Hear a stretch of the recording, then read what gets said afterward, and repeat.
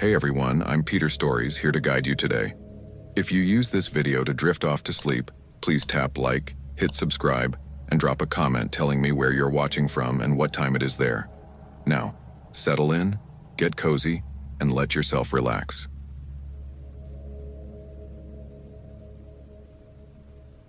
The trail's end.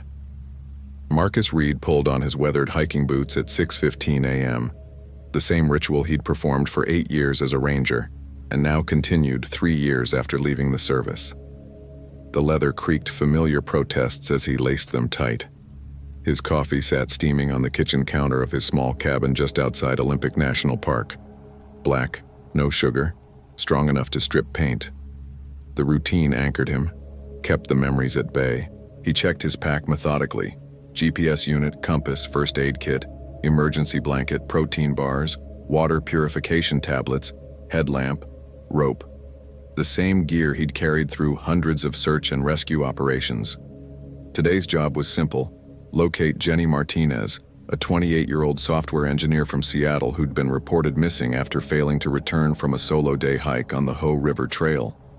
Her car had been found in the parking area yesterday evening. The October air bit through his flannel shirt as Marcus loaded his pack into the truck. Autumn in the Pacific Northwest meant darkness by 5 p.m. and temperatures that could drop 30 degrees once the sun disappeared behind the mountains.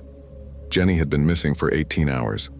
In his experience, that meant she was either injured and couldn't move, or she was dead. Marcus drove the winding Forest Service road toward the Hoh trailhead, his headlights carving through the pre-dawn darkness. Towering Douglas firs and western hemlocks pressed close to the asphalt, their branches heavy with moisture from the previous night's rain. The forest was waking up. He caught glimpses of deer in his peripheral vision, and a great horned owl hooted somewhere in the canopy above. At 7:30 a.m., Marcus parked next to Jenny's blue Honda Civic. The search and rescue coordinator, a competent but inexperienced ranger named Phil Morrison, was waiting with 2 other volunteers. Phil handed him a photo of Jenny, shoulder-length brown hair, brown eyes, wearing a red jacket and black hiking pants. "Trail cameras show her heading up the main trail around noon yesterday," Phil said. "No sign of her coming back down.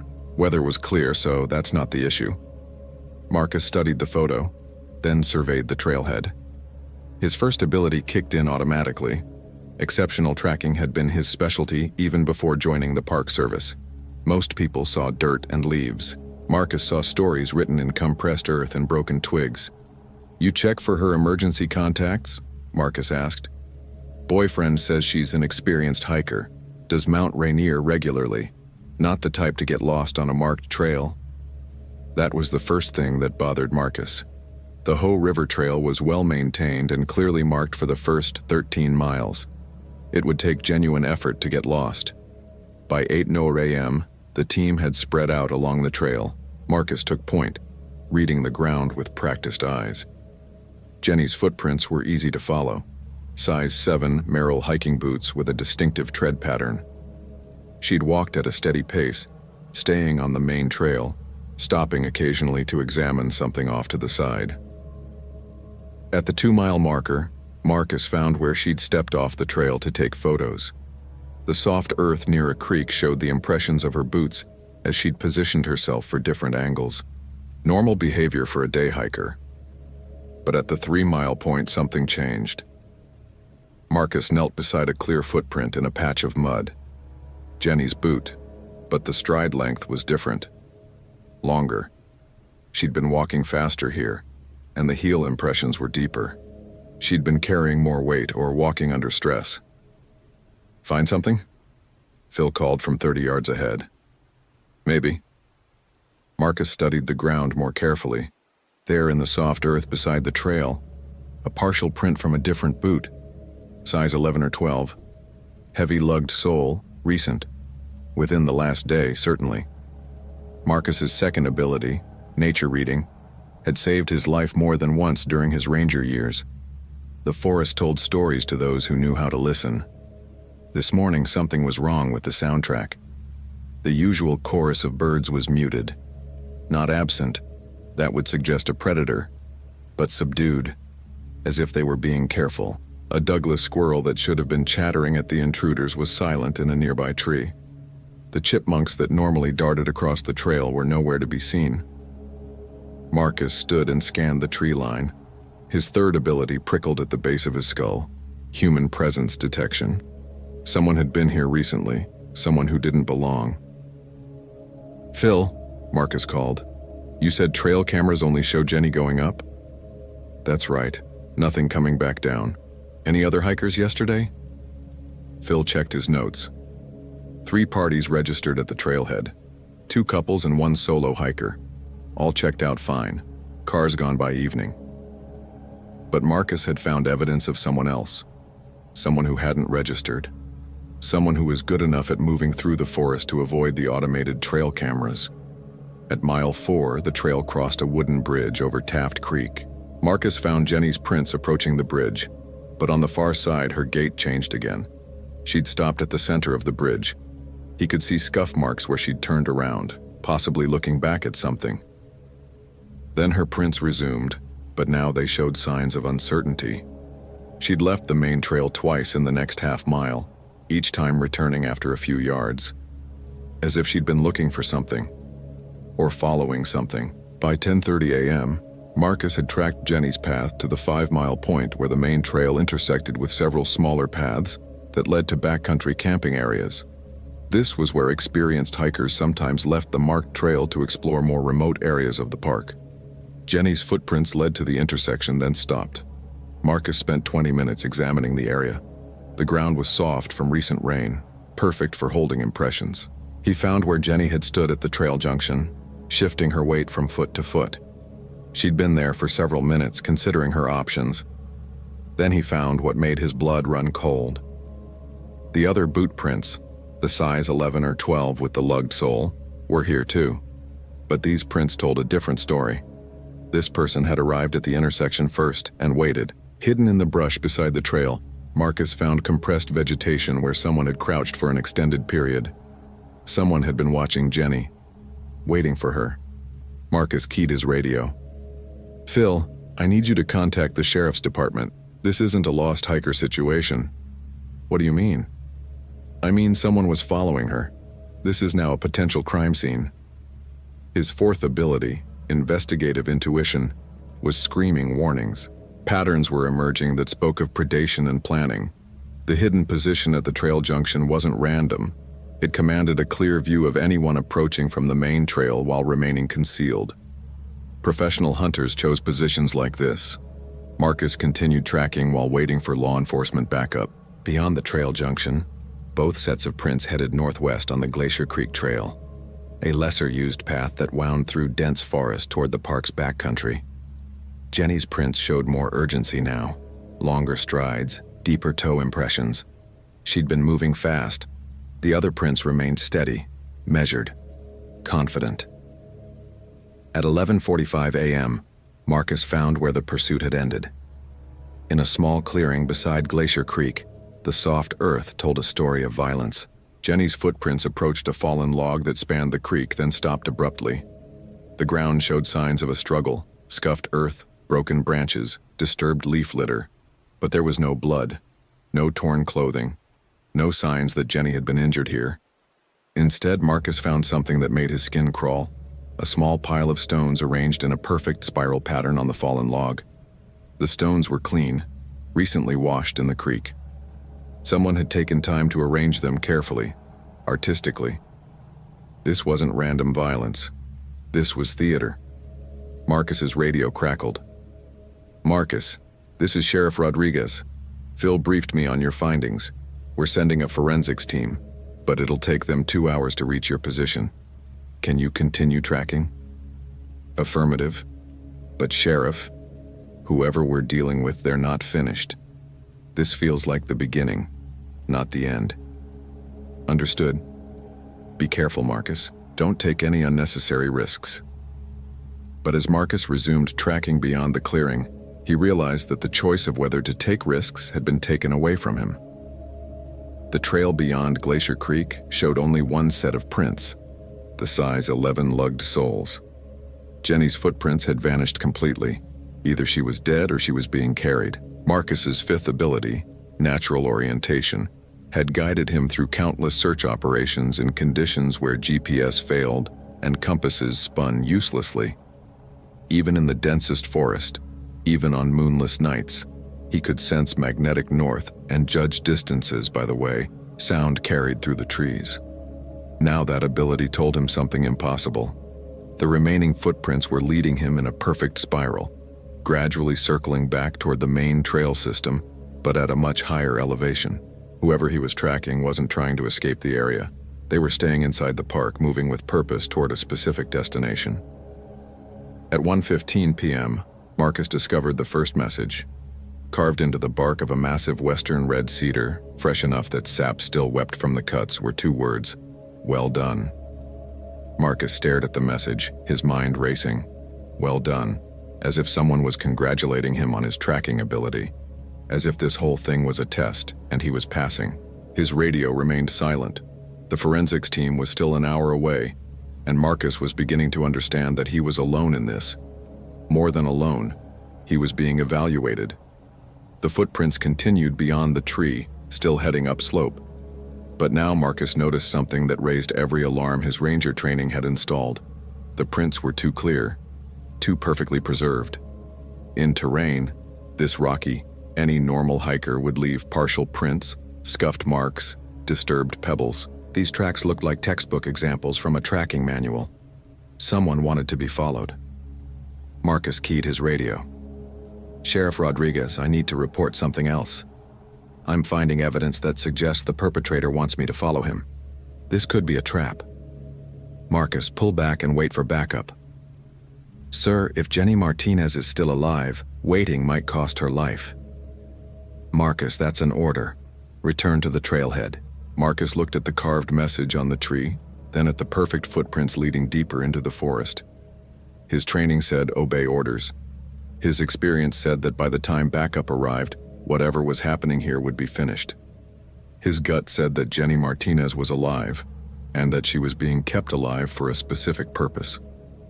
Marcus clicked off his radio. At 2:09 p.m., the footprints led Marcus to an area he recognized, a series of natural clearings and rock outcroppings about 8 miles from the main trailhead.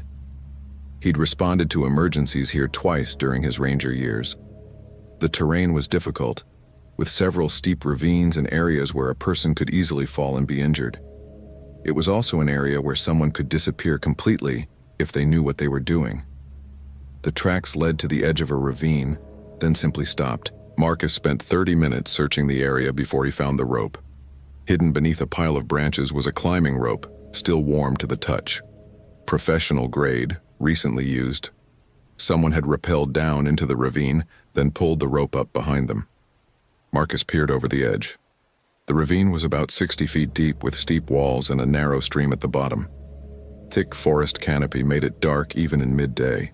He could see evidence of recent passage, broken branches, disturbed stones, but no clear path. Then he heard the scream. Faint, muffled by distance and forest, but unmistakably human. Female. Coming from somewhere deeper in the ravine system. Marcus didn't hesitate. He anchored his own rope to a sturdy Douglas fir and rappelled into the ravine. His natural orientation ability guided him toward the sound, even as the thick canopy above reduced visibility to twilight levels. At the bottom of the ravine, Marcus found a game trail that followed the stream. Recent boot prints, the same lug soles, led deeper into the canyon. But now there was something else.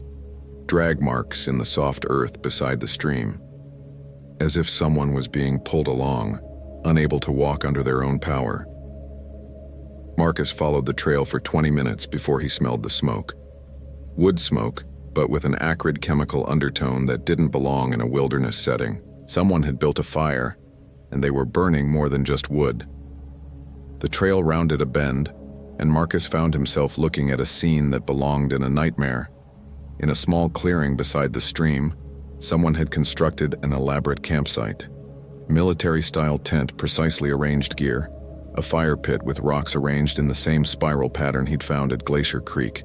But it was the tree that dominated the clearing, a massive ancient cedar with a trunk 8 feet in diameter. Jenny Martinez was tied to the tree.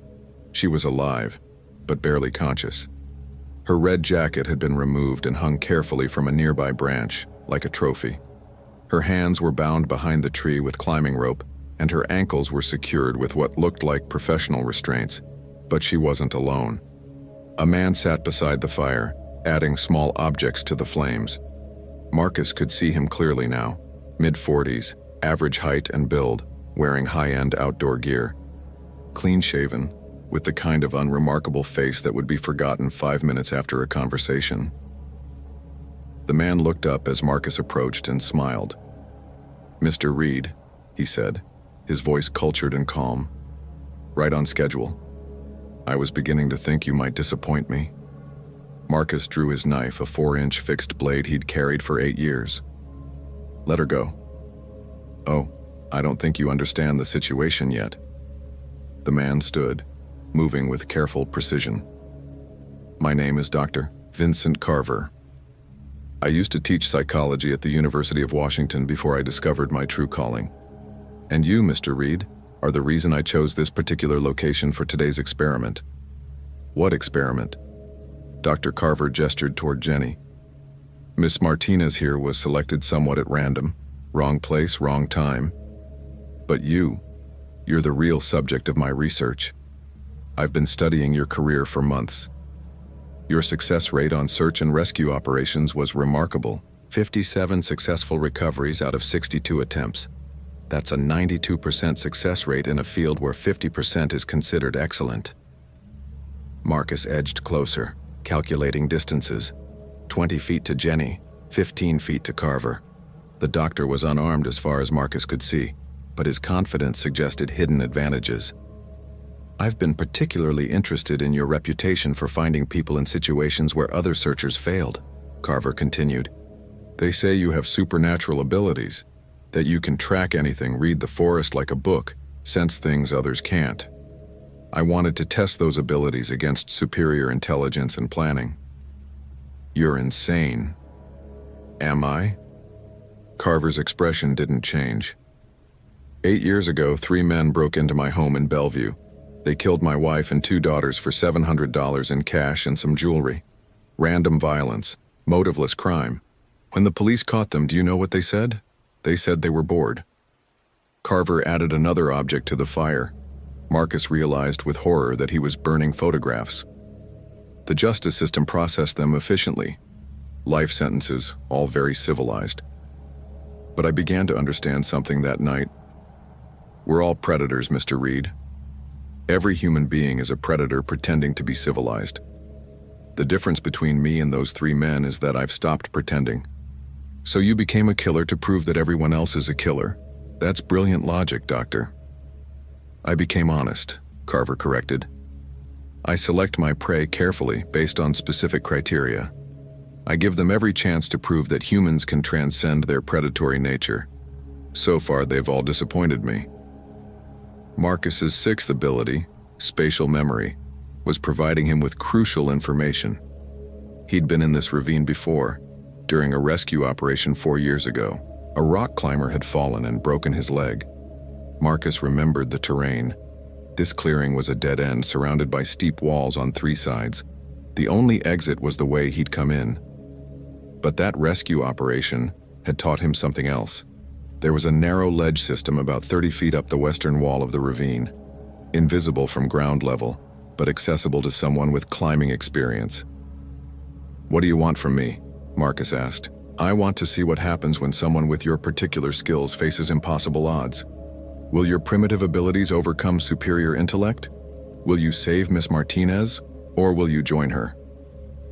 Carver moved to a pack beside his tent and retrieved a pistol, a Glock 19, military issue. He checked the chamber with professional efficiency. "The rules are simple," Carver said.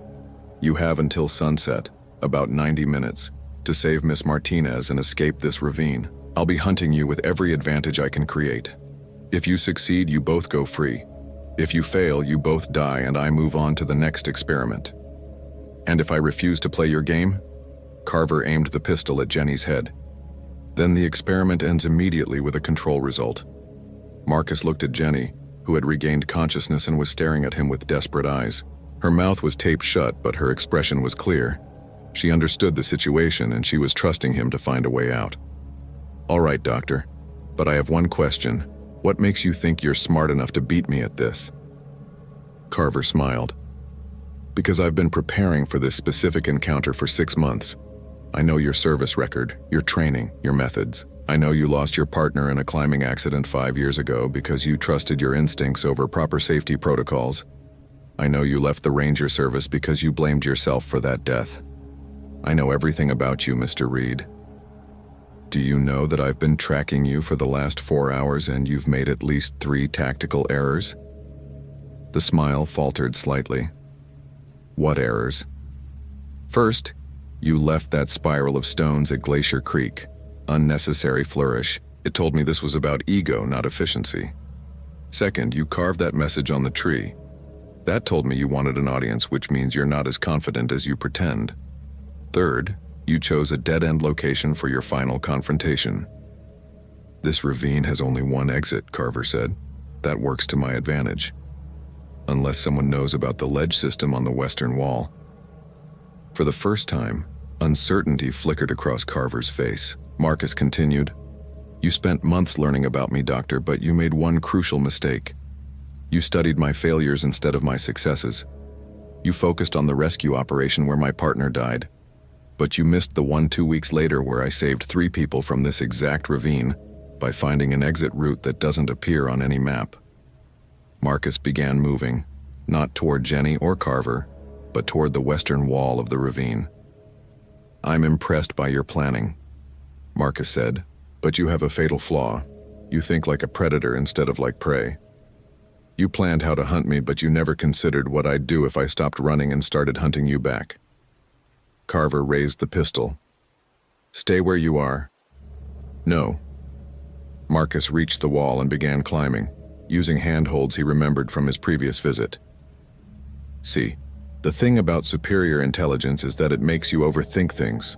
You planned for every contingency except the simplest one, that I might just ignore your rules and create my own." The first shot echoed through the ravine as Marcus pulled himself onto the narrow ledge 30 feet above the clearing. The bullet struck the rock inches from his hand, sending chips flying. "You can't get out that way," Carver shouted. "It's a dead end." Marcus smiled grimly. "Doctor, you've been studying the wrong Ranger." The ledge system led to a series of handholds that Marcus had used 4 years ago to reach an injured climber. But more importantly, it connected to a chimney formation that provided access to the top of the ravine, a route that would put him behind Carver's position within 20 minutes. As Marcus began working his way along the ledge, he heard Carver below, moving around the clearing with military precision. The doctor was good, better than good. His movements were those of someone with professional training, and his positioning showed tactical awareness. But Carver had made the classic mistake of believing that intelligence always trumped experience. Marcus reached the chimney formation and began climbing. The rock was solid with good handholds, but the route was exposed. If Carver spotted him, he'd be an easy target. Marcus used every technique his ranger training had taught him, moving when ambient forest sounds would mask the noise, choosing handholds that wouldn't dislodge loose stones. 25 minutes later, Marcus emerged at the top of the ravine, 200 yards behind Carver's campsite. Now he was the one with the advantage. Marcus began his descent, using a different route that would bring him to the clearing from the blind side. His natural orientation ability guided him through terrain that would have stopped most people, and his knowledge of the ravine system let him avoid areas where loose rocks might give away his position. As he got closer, Marcus could hear Carver talking to Jenny. "Your friend is quite resourceful," Carver was saying. "I'm genuinely impressed, but he's made a tactical error. He's chosen to engage in my kind of fight, stealth and positioning. That's exactly what I wanted." Marcus reached a position 30 feet above the clearing, concealed behind a fallen tree. From here, he could see the entire campsite. Carver had taken position behind a large boulder that gave him cover from the direction Marcus had originally gone. The doctor was scanning the ledge system with practiced eyes, his pistol ready. "You see, Miss Martinez," Carver continued, "I've been planning this encounter for months. I know every route in and out of this ravine. I know exactly how long it would take someone to traverse that ledge system. And I know that Mr. Reed is now trapped in the chimney formation with nowhere to go." Marcus smiled. Carver's fatal flaw was becoming clear. He'd studied topographic maps and satellite images, but he'd never actually explored the terrain. The doctor knew the ravine intellectually, but Marcus knew it intimately. "The beauty of this location," Carver said, "is that it forces a direct confrontation. No fancy tracking abilities, no mystical forest reading. Just intelligence versus primitive instinct." Marcus began his approach, moving with the absolute silence that 8 years of ranger work had taught him. Every step was calculated, every movement tested before committing his weight. He was 20 feet away before Carver's tactical training kicked in.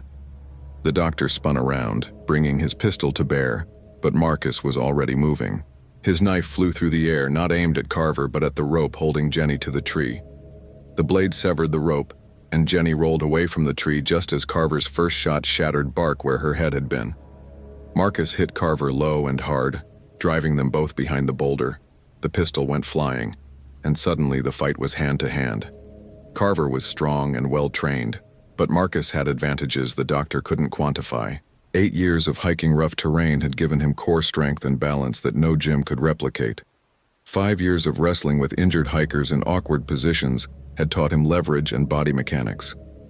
But more than that, Marcus was fighting for someone else's life, while Carver was fighting for his ego. The fight lasted less than 2 minutes. When it was over, Carver was unconscious, zip-tied with restraints from his own pack, and Marcus was checking on Jenny. "Are you hurt?" Marcus asked as he helped her remove the tape from her mouth. "I don't think so," Jenny said, her voice shaky but strong. "My wrists are raw from the rope, but nothing serious." "Is he?" "Unconscious. He'll live to stand trial." Marcus keyed his radio. "Sheriff Rodriguez, this is Marcus Reed. I have Jenny Martinez, alive and uninjured. Suspect in custody. We need medical evac from coordinates." He read off their GPS position. "Marcus, thank God. Are you both all right?" "We're fine, Sheriff, but you're going to want to bring a full forensics team. This site is going to tell us a lot about other cases." As they waited for rescue, Jenny asked the question Marcus had been dreading. "How did you know?" "About the ledge system, I mean. He seemed so sure that you were trapped." Marcus looked at the unconscious form of Dr. Vincent Carver, a man who had planned every detail except the most important one. "He made the same mistake a lot of people make when they try to understand what I do," Marcus said. "He thought it was about supernatural abilities or mystical forest knowledge, but it's not. It's about paying attention." "What do you mean?"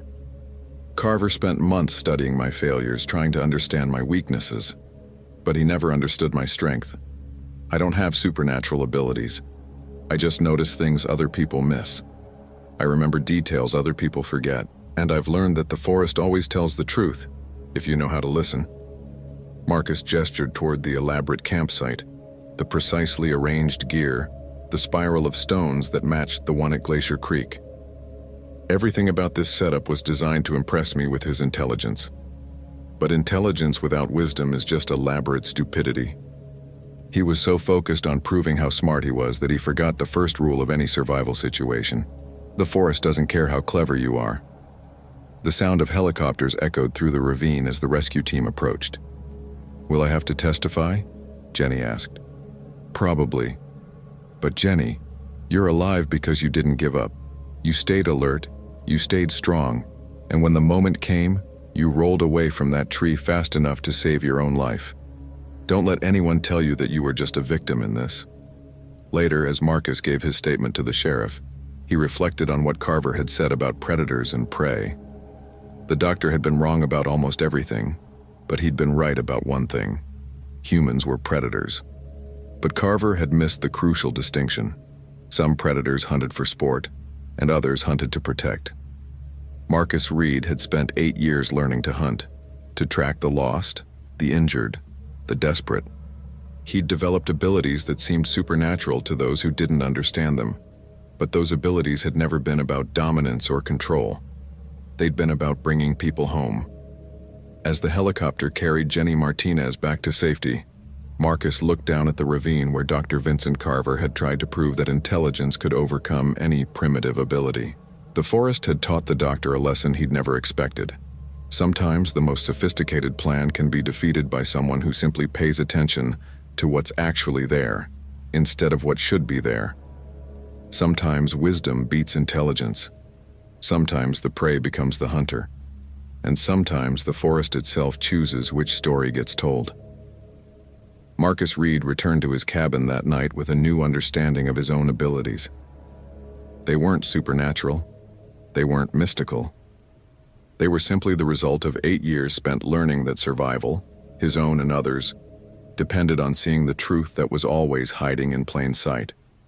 The truth that Dr. Vincent Carver, for all his planning and intelligence, had never learned to see. The truth that the forest, like justice, always remembers. And the truth that some hunts end exactly where they began, with someone coming home.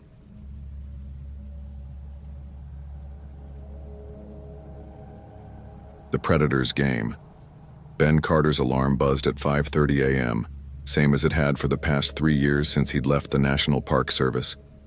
Old habits. He rolled out of bed, joints protesting the October cold that had seeped through his cabin walls overnight. Outside, Glacier National Park stretched endlessly, the peaks already dusted with early snow that caught the pre-dawn light like broken glass. He dressed methodically, wool base layer, hiking pants, boots with good ankle support. The routine calmed him, same way it had during his 12 years as a ranger. Coffee first, then gear check. Radio clipped to his belt, though he wasn't officially on duty anymore.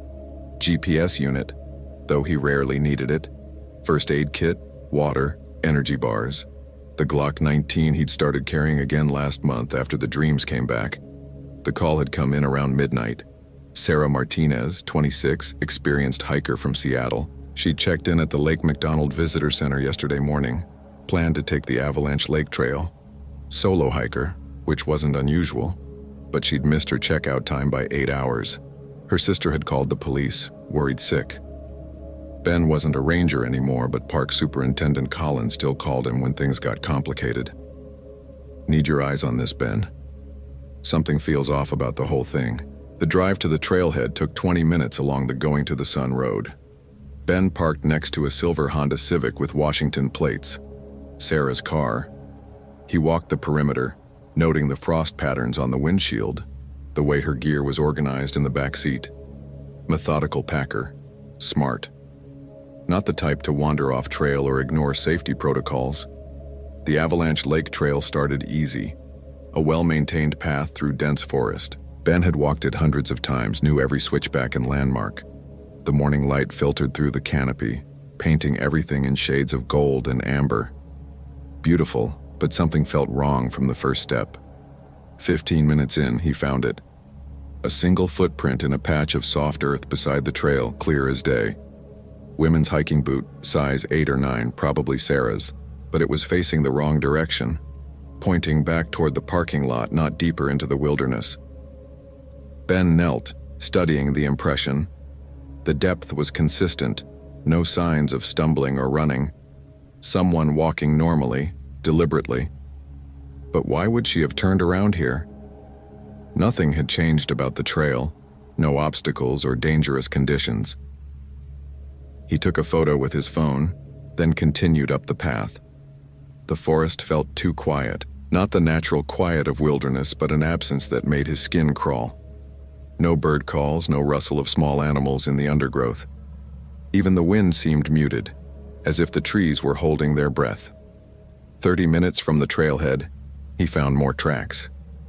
This time they were deliberately placed in the center of the path, pressed deep into the mud beside a small creek. Sarah's boots again, but something was wrong with the spacing. The stride was too long, too purposeful. Someone wearing her boots, but someone taller. Someone with longer legs. Ben's chest tightened. He'd seen this before, years ago, in a case that still gave him nightmares. The hairs on his arms stood up, and he found himself checking the tree line, looking for movement in his peripheral vision. He pulled out his radio. "Base, this is Ben Carter. I'm about half a mile up the Avalanche Lake Trail. I've got some concerning evidence here. Copy, Ben. What kind of evidence? Boot prints that don't match the missing person's gait. Someone else was wearing her shoes walking back toward the parking area. I'm continuing up the trail, but you might want to send backup. Roger. We'll have a team en route in 30 minutes. Ben clipped the radio back to his belt and kept moving. The trail began to climb more steeply, winding through a section of old-growth forest where massive cedars blocked most of the sunlight. Here, his first ability kicked in fully, the exceptional tracking skills that had made him legendary among the Ranger Corps. In the soft earth beneath the trees, he found a story written in disturbed soil and broken twigs. Sarah had come this way all right, but she hadn't been alone. A second set of prints, men's boots, size 11 or 12, had been carefully placed to avoid the main trail. Whoever it was knew how to move quietly, how to avoid leaving obvious signs, but Ben could read the subtle indicators. A scuff mark on a root, a pebble pressed deeper into the ground, a spiderweb brushed aside at shoulder height. The second person had been following Sarah, staying about 20 feet to her left, parallel to the trail but hidden in the undergrowth. Professional movement. Patient. This wasn't some opportunistic predator. This was someone with training. Someone who had planned this carefully. Ben's second ability, the one that had saved his life more times than he could count, began to whisper warnings. Nature reading. The forest was telling him a story, and it wasn't good. The squirrels had fled the area. He could see their hasty scratches on tree bark where they'd scrambled to higher ground. A deer trail that should have shown fresh signs was empty, abandoned. Even the insects seemed subdued, their usual buzzing replaced by an ominous stillness. He'd learned to trust these signs during his years in the wilderness. Animals knew when something was wrong, when a predator had moved into their territory. They could sense danger hours before humans caught on. And right now, every creature in this section of forest was screaming the same message: run. But Ben didn't run. He'd never run, not even during the Thompson case 3 years ago that had nearly broken him. Instead, he slowed down, became more careful, more alert. His third ability was kicking in now: human presence detection. The skin between his shoulder blades prickled with the unmistakable sensation of being watched. He stopped walking and stood perfectly still, listening. Nothing. But the feeling persisted, stronger now. Someone was out there, close enough to observe him, patient enough to remain hidden. Ben turned slowly, scanning the tree line with practiced eyes. A branch moved slightly against the wind, a shadow that seemed too regular, too geometric for the natural chaos of the forest. "I know you're there," he called out, his voice carrying clearly in the still air. "Why don't you save us both some time and come out?" No response, but the feeling of being watched intensified, and Ben realized with cold certainty that whoever was out there was studying him, analyzing his reactions, gathering information. This wasn't random. This was reconnaissance. He continued up the trail, but now he moved differently. His years of experience kicked in, his fourth ability taking over: investigative intuition. Ben had always been able to see patterns that others missed, to piece together seemingly unrelated clues into a coherent picture. And the picture emerging from this forest was deeply disturbing. The timeline was wrong. Sarah had checked in yesterday morning, but the tracks he was following were too fresh, maybe 6 hours old at most. Someone had brought her back to this trail during the night wearing her boots to create a false trail. Why? To buy time, to misdirect the search, to create confusion while they moved her somewhere else. This wasn't a simple abduction. This was sophisticated, calculated. Someone who understood how search and rescue operations worked, how investigators thought, how to manipulate evidence. Someone who had done this before. Ben reached the junction where the main trail split toward Avalanche Lake. To the left, the path continued for another mile to the lake itself. To the right, an unmarked trail led deeper into the backcountry, toward the remote areas where few hikers ventured.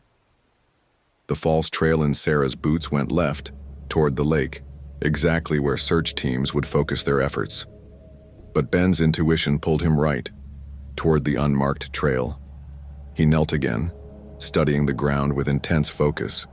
There, in a patch of bare earth beside a fallen log, a single partial print. Not Sarah's boot this time, but the men's size 12 that had been shadowing her. Fresh, maybe 2 hours old. He followed the unmarked trail for another quarter mile, his fifth ability keeping him oriented even as the path twisted through dense undergrowth and over rocky terrain. Natural orientation.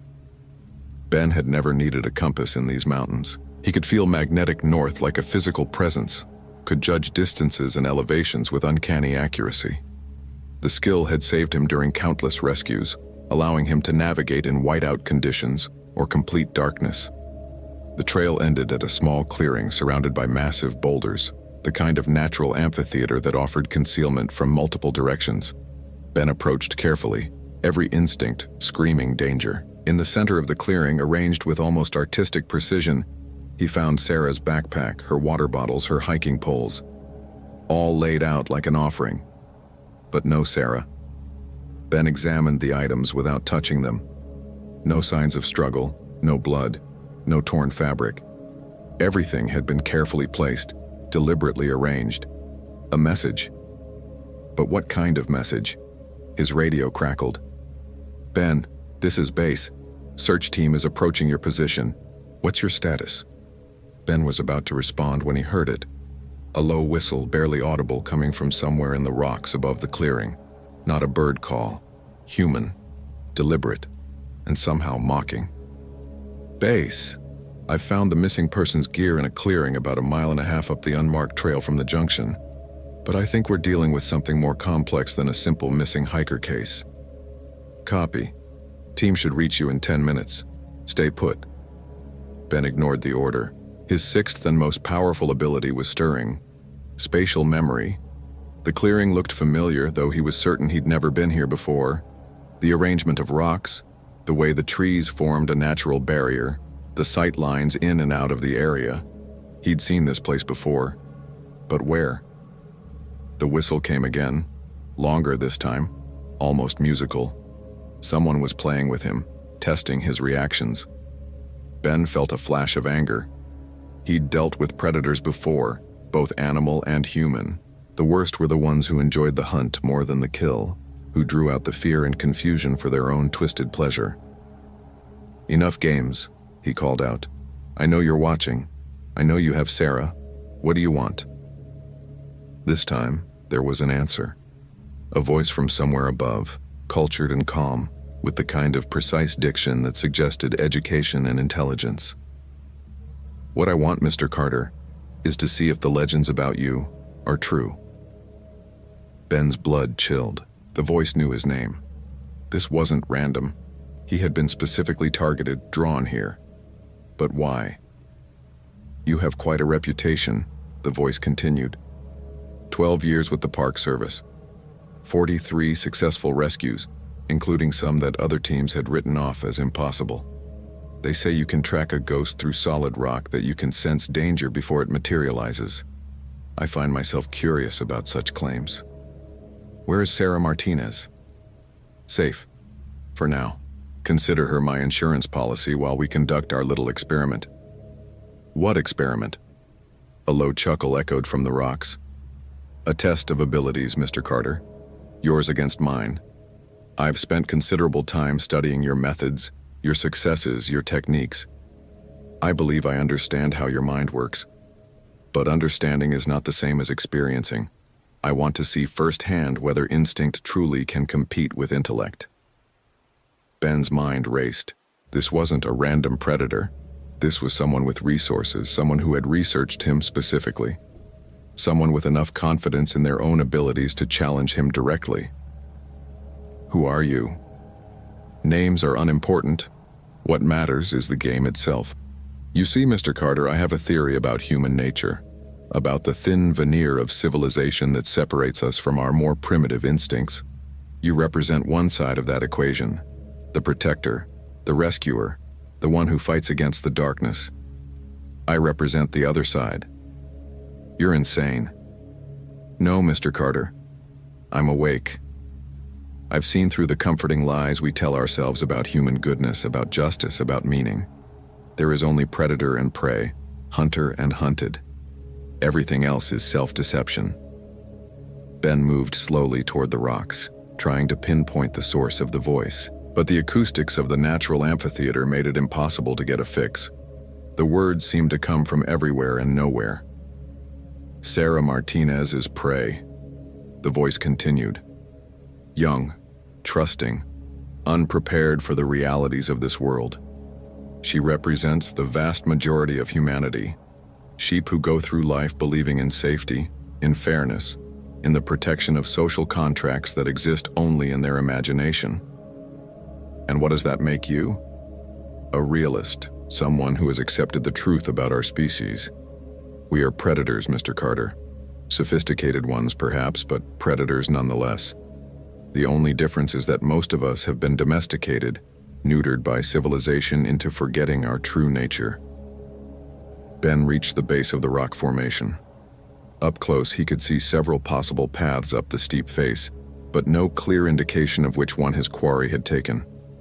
The voice could be coming from any of a dozen concealed positions. You want to know what happened to me? The voice asked, as if reading his thoughts. What transformed me from a contributing member of society into what you would call a monster? Ben didn't answer, but he listened while he searched for any clue that might reveal the speaker's location. 8 years ago, I had everything that society tells us matters.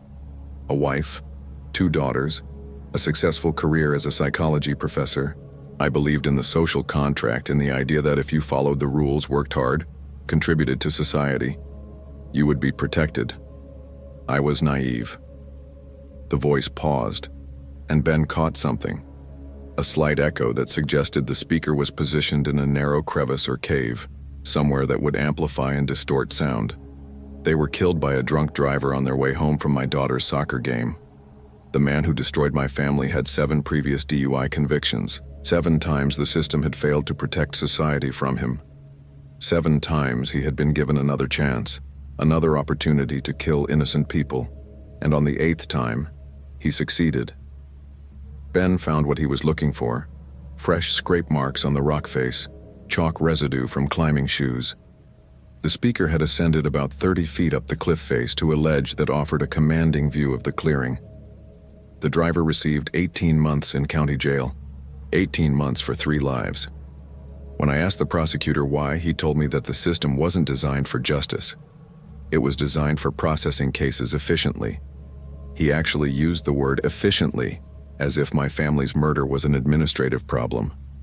Ben began to climb, moving quietly, using his knowledge of rock face techniques to mask the sound of his ascent. But the voice continued, apparently unconcerned with his approach.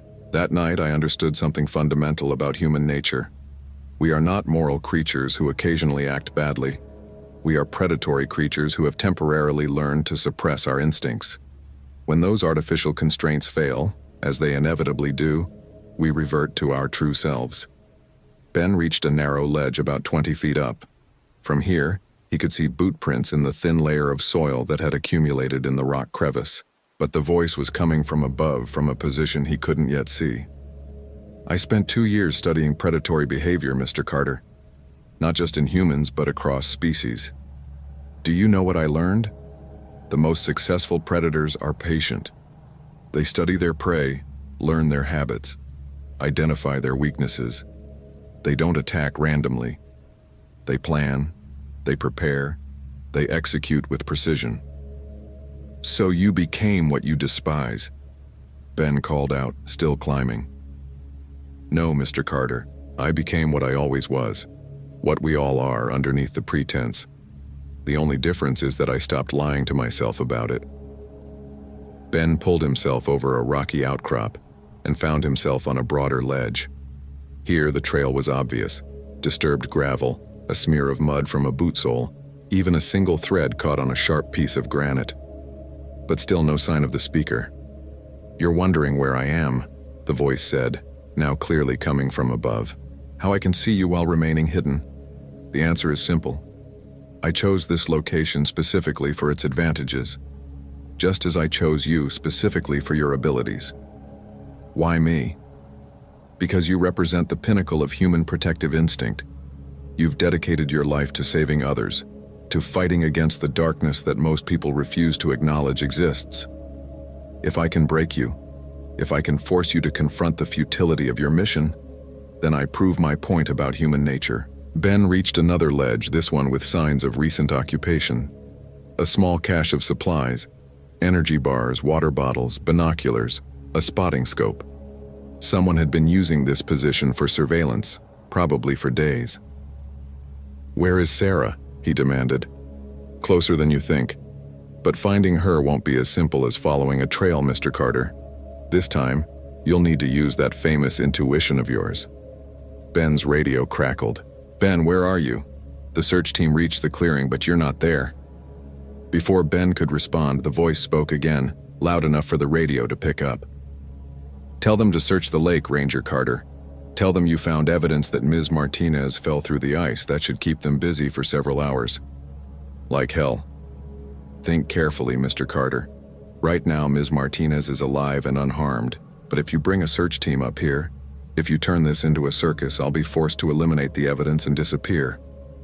You'll never find her body, and you'll spend the rest of your life wondering if you could have saved her." Ben felt the weight of the decision. Every instinct told him to call for backup, to bring in the full resources of the Park Service. But the voice was right. If this turned into a manhunt, Sarah would disappear permanently. "What do you want me to do?" "I want you to prove that your abilities are real, not just legend. I want you to find Ms. Martinez using nothing but your tracking skills, your intuition, your connection to this wilderness. No backup, no technology, no safety net. Just you against me. And if I succeed, then you both walk away. I'll disappear, find some other way to test my theories. You have my word. The word of a killer. The word of someone who respects worthy opponents. I don't kill randomly, Mr. Carter. Every person I've taken has served a purpose in my research. Ms. Martinez is not my target. You are. She's simply the bait." Ben looked out across the wilderness, calculating distances and possibilities.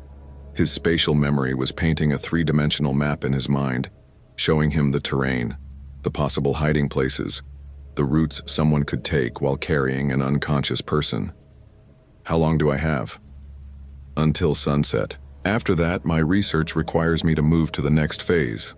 6 hours. Enough time to search maybe a quarter of the potential area, if he moved fast and used all his abilities, but only if he was right about the location." "Ben?" The radio again. "What's your status?" He keyed the mic. "False alarm at the lake. Continue searching the main trail system. I'm following up on some tracks in the backcountry. We'll check in every hour." "Copy." Ben clipped the radio back to his belt and looked up toward the source of the voice. "I accept your terms, but when I find her, we're done. No more games. When you find her, Mr. Carter, we'll discuss what comes next." The voice faded, and Ben was alone on the ledge. But now his spatial memory was working overtime, pulling up images and details from years of hiking and climbing in these mountains. The ledge, the arrangement of rocks, the view across the valley. He had seen this place before, not in person, but in photographs, case files, evidence photos from a search and rescue operation that had gone wrong 3 years ago. The Thompson case, a family of 4 who had disappeared during a camping trip. They'd found the bodies eventually, in a hidden cave system about 2 miles northeast of this position. Natural refrigeration had preserved the remains well enough for the medical examiner to determine cause of death, not exposure or accident, but deliberate violence. The case had never been solved. Ben's blood ran cold as the implications hit him. This wasn't the predator's first hunt in Glacier National Park. He'd been operating here for years, probably using the same cave system to hide his victims. The Thompson family hadn't been random campers who got lost. They'd been research subjects just like Sarah Martinez. But knowing the general location wasn't enough. The cave system was extensive, with dozens of passages and chambers. Ben would need to use all his abilities to narrow down the search, to find the specific location where Sarah was being held. He started moving, climbing down from the rocks and heading northeast toward the general area of the caves. But as he walked, his investigative intuition was working, analyzing everything the voice had revealed. Dr. Adrian Kells. The name came to him suddenly, pulled from his spatial memory of the Thompson case files. A psychology professor at the University of Montana, who had consulted on the case, providing insight into the killer's psychological profile. A man whose wife and daughters had been killed by a drunk driver. A man who had stopped consulting on criminal cases shortly after the Thompson murders. Ben pulled out his phone, grateful for the weak but functional cell signal. A quick internet search confirmed his suspicions.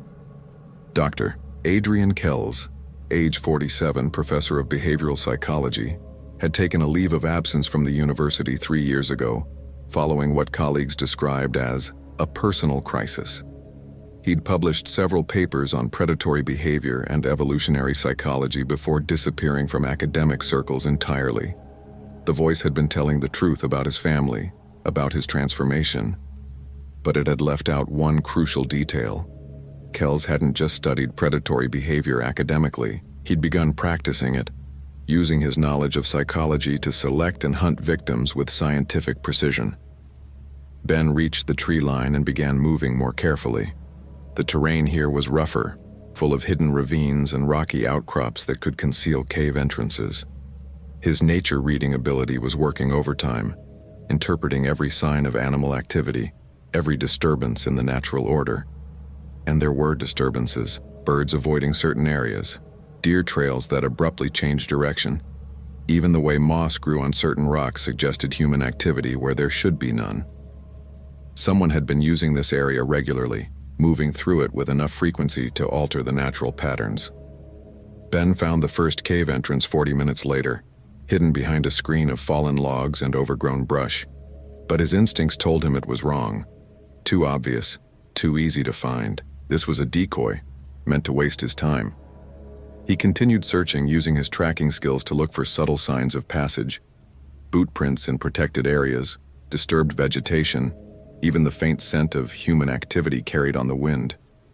His human presence detection ability was working constantly now, that prickle between his shoulder blades that told him he was still being watched, still being evaluated. The second cave entrance was better hidden, accessible only by climbing down a steep ravine and squeezing through a narrow gap between two massive boulders. Ben approached carefully, noting the fresh scrape marks on the rock, the way the vegetation had been trimmed back to allow easier passage. This was it. This was where Kells had taken Sarah.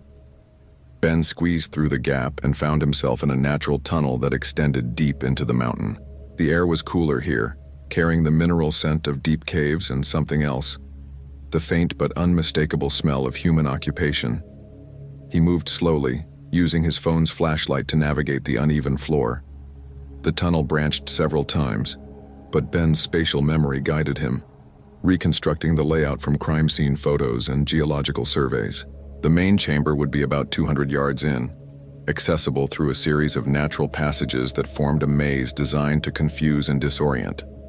But Ben wasn't confused.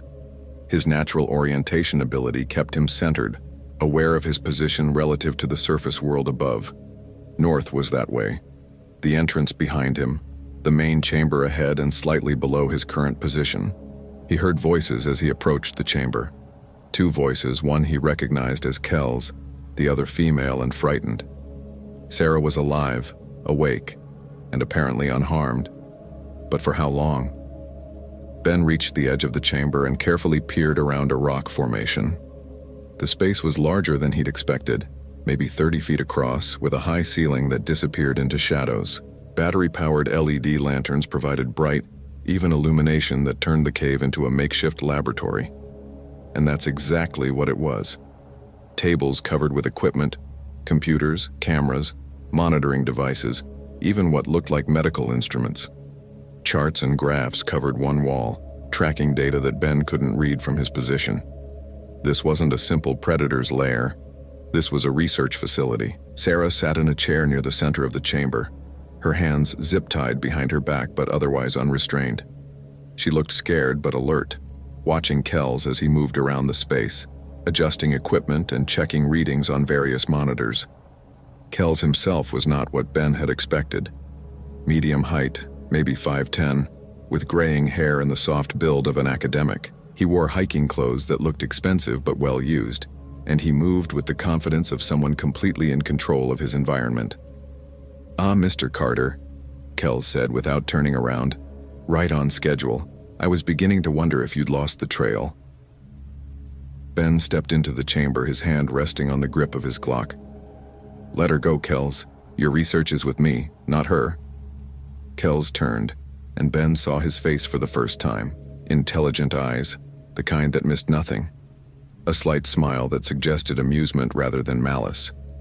This was a man who genuinely believed he was conducting important work. "Dr. Kells, please," he said.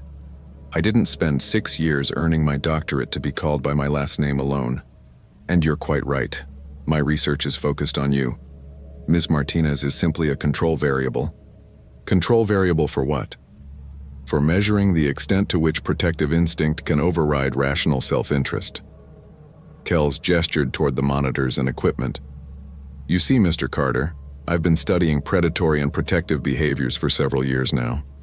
I've learned fascinating things about the neurological responses to extreme stress, about the decision-making processes that govern human behavior in life-or-death situations." Ben moved slowly into the chamber, keeping his distance from both Kells and the equipment. "You're talking about the people you've killed." "I'm talking about research subjects who contributed to our understanding of human nature. Each one taught me something valuable about the mechanisms that drive behavior under stress." "The Thompson family."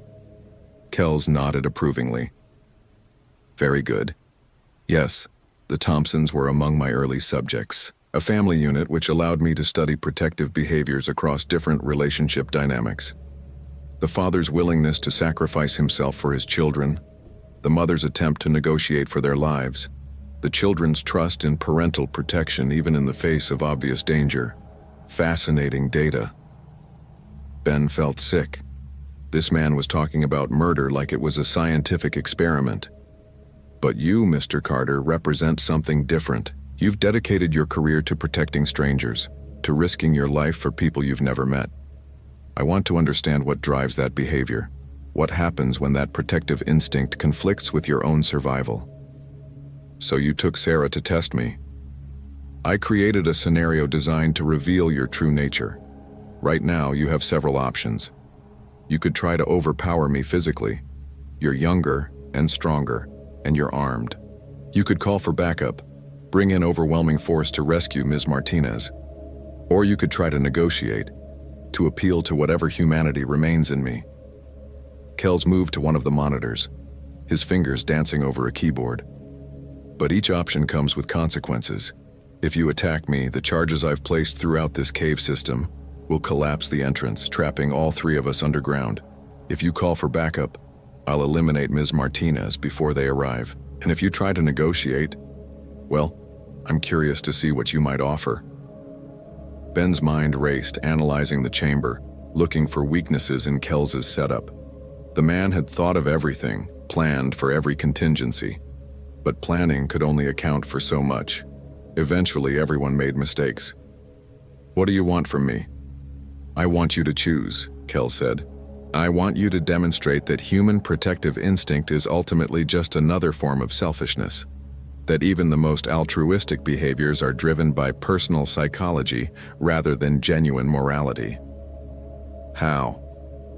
Kells smiled and pressed a key on his computer. A section of the cave wall slid away, revealing a narrow passage. "Through that tunnel is another chamber, where I've placed a significant explosive device.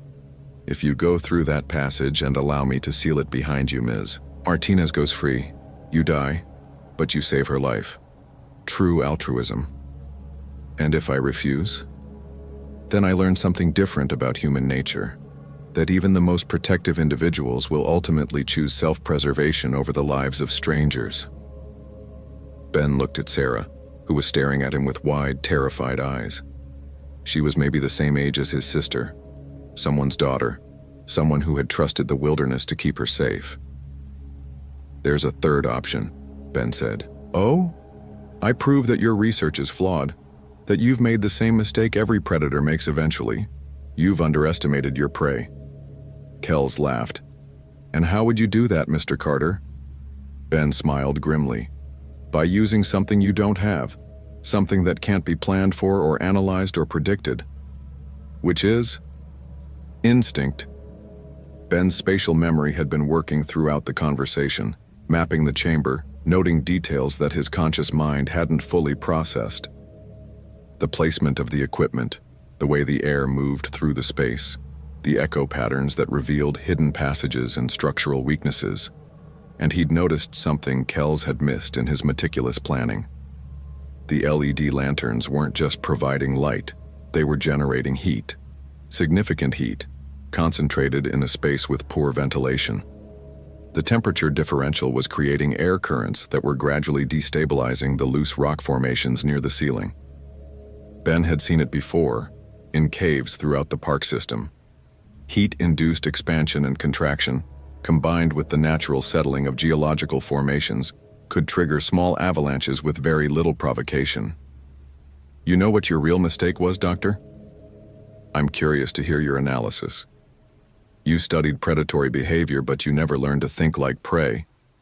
Ben took a step backward, positioning himself near the base of the largest stalactite formation. Prey animals don't just run. They use their environment. They turn the predator's advantages against them. Kells frowned, perhaps sensing that something was wrong with his carefully controlled scenario. Ben continued moving, drawing Kells's attention away from the ceiling.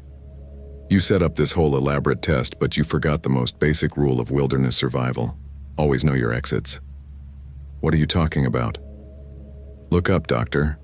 Kells raised his eyes to the ceiling just as Ben grabbed one of the loose rocks from the cave floor and hurled it at the largest stalactite formation. The impact was small, but it was enough to trigger the collapse that thermal stress had been building toward for hours. Tons of rock crashed down in a thunderous roar, smashing the equipment tables and filling the air with choking dust. Ben dove toward Sarah, tackling her chair and rolling both of them behind a natural rock formation just as the main stalactite crashed down where Kells had been standing. When the dust settled, Ben found himself in near total darkness. The LED lanterns had been crushed, leaving only the faint glow from his phone's flashlight. He could hear Sarah coughing, but she seemed to be breathing normally. Sarah, are you hurt? I don't think so. My hands are still tied. Now Ben found his pocket knife and cut the zip ties, freeing her arms. Can you move? Yes, is Dr. Kells dead? Ben played his phone's light across the chamber. Most of the space was now filled with rubble and there was no sign of Kells. But Ben's instincts were screaming warnings. The collapse had been too convenient, too perfectly timed, and Kells was too smart to be caught off guard by something so obvious. I don't know, Ben said, but we need to get out of here. Can you follow me? They made their way carefully through the rubble-strewn chamber, heading back toward the tunnel that led to the surface. But as they reached the entrance to the passage, Ben heard something that made his blood freeze. Slow, deliberate clapping. Very impressive, Mr. Carter. The voice was coming from somewhere behind them, from the ruins of the chamber they'd just left. Kells was alive and he was still in control. You exceeded my expectations, the voice continued. I anticipated that you might try to use the environment against me, but I underestimated your understanding of cave geology. Well done. A powerful flashlight beam cut through the darkness, illuminating Ben and Sarah as they stood at the mouth of the tunnel. Unfortunately, your victory is temporary. You see, I prepared for the possibility of cave-ins. There are multiple ways out of this system, and I know all of them. You, on the other hand, know only the way you came in. The beam moved, and Ben caught a glimpse of Kells emerging from what must have been a concealed passage on the far side of the chamber. He was dusty and had a cut on his forehead, but he was very much alive and apparently uninjured. More importantly, Kells continued, your heroic gesture has trapped you in a section of the cave system that I can control completely. The passage behind you leads to the surface, but I can seal it with another controlled explosion. The passages ahead lead deeper into the mountain, where you'll eventually run out of air, water, or both. Ben grabbed Sarah's hand and started moving into the tunnel. They had to try for the surface, had to hope they could outrun whatever trap Kells had prepared. But as they ran through the narrow passage, Ben heard the unmistakable sound of explosives detonating behind them. Rock dust filled the air, and the tunnel shook violently. When they reached the point where the passage should have opened to the outside world, they found only rubble. The exit was sealed.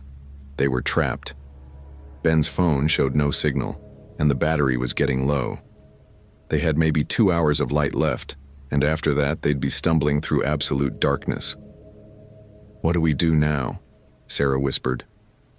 Ben thought about it, drawing on his spatial memory, his knowledge of the cave system, his understanding of Kells's psychology. The man was brilliant, but he was also arrogant. He'd made the cave-in appear to be Ben's victory, but it had actually been part of his plan all along. He'd wanted them trapped, wanted to study their behavior as they faced slow death in the darkness. But Kells had made one crucial error. He'd assumed that Ben's knowledge of the cave system was limited to the maps and surveys available to the Park Service. He didn't know about Ben's sixth ability, the one that made him legendary among search and rescue teams: spatial memory. The ability to reconstruct three-dimensional environments from limited information, to navigate by pure instinct even in places he'd never been before. "We go deeper," Ben said. "What?" "That's exactly what he wants us to do." "No, it's what he expects us to do. There's a difference." Ben started moving back into the cave system, away from the sealed exit. Kells has been using these caves for research, which means he's mapped the main passages, the obvious routes. But he's a psychologist, not a caver. He doesn't think three-dimensionally the way someone who lives in the wilderness does. They moved deeper into the mountain, following passages that seemed to lead nowhere. But Ben's spatial memory was working, reconstructing the cave system from geological principles, water flow patterns, air movement. Caves weren't random. They followed the path of least resistance through the rock, creating predictable patterns that could be read like a book if you knew how. 20 minutes later, they found what Ben was looking for: a narrow chimney that led upward through the rock, following what had once been an underground river. It was a tight squeeze, barely wide enough for a human body, but it led toward the surface. "I can't," Sarah said, looking at the narrow opening. "I'm claustrophobic." "You can," Ben said. "I'll be right behind you, and this leads to freedom." They climbed for what felt like hours, squeezing through passages that barely accommodated their bodies, following an ancient watercourse that had carved its way through solid rock over thousands of years. Ben's natural orientation ability kept them moving in the right direction, even when the passage twisted and doubled back on itself. Finally, miraculously, they saw light ahead. Real light, not the artificial glow of flashlights, but the clean white radiance of overcast sky. They emerged through a crack in the rock face, about a mile from where they'd entered the cave system, high on a ridge overlooking the valley. Ben immediately pulled out his radio. "Base, this is Ben Carter. I have Sarah Martinez. We're alive and uninjured, but we need immediate backup. The suspect is Dr. Adrian Kells, former University of Montana psychology professor. He's armed and extremely dangerous, and he's still in the cave system." "Copy, Ben. Medical and law enforcement en route. What's your position?" Ben gave their coordinates and sat down heavily on a boulder, exhaustion finally catching up with him. Sarah was crying with relief, but she was safe. That was what mattered. "How did you know?" she asked. "How did you know about the passage?" "Experience," Ben said, "and trust in abilities that can't be analyzed or predicted." An hour later, the area swarmed with federal agents, park rangers, and cave rescue specialists. They sealed the known entrances to the cave system and began a methodical search for Kells. But Ben knew they wouldn't find him. The man was too smart, too prepared. He'd have escape routes they hadn't discovered, contingency plans they couldn't imagine. 3 days later, they found evidence that Kells had indeed escaped. Supplies cached near a remote cave entrance, tire tracks at an abandoned logging road, evidence of careful planning and preparation. The FBI put him on their most wanted list, but Ben suspected it would be years before anyone saw Dr. Adrian Kells again, if ever. The experience changed Ben in ways he was still discovering. He returned to work with the Park Service, but now he understood something fundamental about the nature of evil. about the kind of intelligence that could turn human knowledge against humanity itself. But he also understood something about the power of instinct, about abilities that couldn't be quantified or replicated. Kells had been brilliant, but brilliance wasn't everything. Sometimes the difference between life and death came down to trusting senses that evolution had spent millions of years developing, to believing in abilities that existed beyond the reach of rational analysis. Sarah Martinez returned to Seattle with a story she'd never fully tell, scars that would heal slowly, and a new appreciation for the protective instincts that had saved her life. She sent Ben a card 3 months later, simple and heartfelt. "Thank you for proving that heroes still exist." Ben kept the card on his desk, a reminder that sometimes the old ways, instinct, intuition, the deep knowledge that comes from years of living close to the natural world, were more powerful than all the technology and analysis in the world. Dr. Adrian Kells had been wrong about human nature. People weren't just sophisticated predators. They were also protectors, capable of risking everything for strangers, capable of love and sacrifice and genuine heroism. The darkness was real, and it was intelligent, and it would always be out there somewhere, hunting in the spaces between certainty and doubt. But the light was real too. And sometimes if you trusted your instincts and refused to give up, the light was enough.